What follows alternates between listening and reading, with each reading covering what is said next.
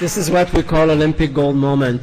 My turn to ask you a question, a very simple one. From the moment that you finished your performance and that you kind of knew that you were going to be Olympic champions, what went on in your mind from that moment?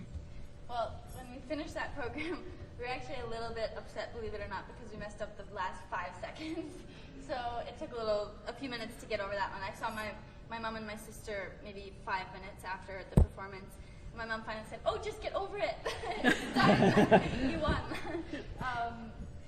I guess, first of all, we were a little bit in shock. We kind of just stand there and stare at each other for a little while. But you're thinking about all the people that have been on this journey with us, and so many people supporting us along the way. And it wasn't just us. And we kept saying this. It was Canada's medal, but we really felt that, and we felt like we were a part of something more. And we were just so proud to be Canadian. And there was still a few moments because there was one other team or two other teams to skate. The Russians hadn't two gone other yet, teams, which is and Merrill and Charlie. Kenneth and Ben. No, Merrill and Charlie were before us. Oh, right, that's right. So there was that sort of 10 or 15 minutes when anything could have happened, I suppose. And you were being naughty. I know you were being naughty backstage when you saw the marks come up for the last skater. And he looks over at Tessa and Scott, knowing full well that they'd won, and he looks over at Tessa and says, "We're second." And she said, "Well, that's great. We skated so well." Didn't work. She was still happy. And then I got to re-surprise her again. That's what it was about. Yeah. Fabulous. But that was what was going through our mind, really. We were happy with the skate, other than we were a little bit upset about the last 5 seconds because we really wanted to capture that moment and have the perfect skate. But we just knew that we didn't know what was going to happen and if we were going to be first or third, and we honestly didn't care. We were happy with how we competed that whole week and how we skated, so it was a great feeling. Well, you provided wonderful moments for the country and certainly for Skate Canada. Your families, it was brilliant. I know I was very proud to be part of it too. Yeah, me too. It was the same. There is one last thing I would like to ask you before we end this.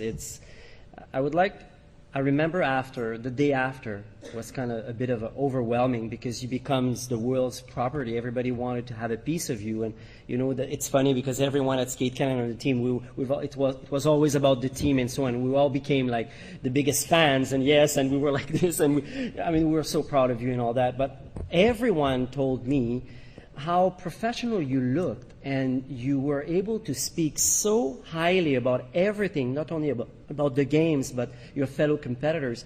And people ask us, what type of training do they get? Or how come they're so good at talking, publicly with people? So did you get any preparation for that? Everything looked so easy and smooth, yes. How did you get there? Like, how were you able to handle that? Great parents.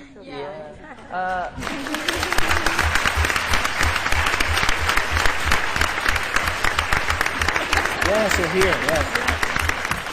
And I think they should stand up. Yes, definitely. Right now. Woo! Come on, please.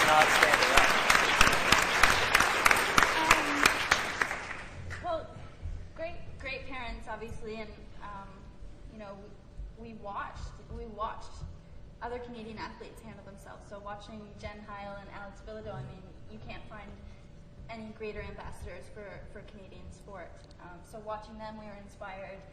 We were riding such a high, and we had just lived out our dream. We just wanted to share it with everyone. So we were speaking from the heart, and we were just so thrilled. We didn't get any sleep. I don't think we ate anything for the next 4 days because it was just a whirlwind. But we were so happy and just so excited to share it. Well, congratulations. And please convey our congratulations to Marina and Sergei, Igor, as well. Thank you. My heart's beating very fast.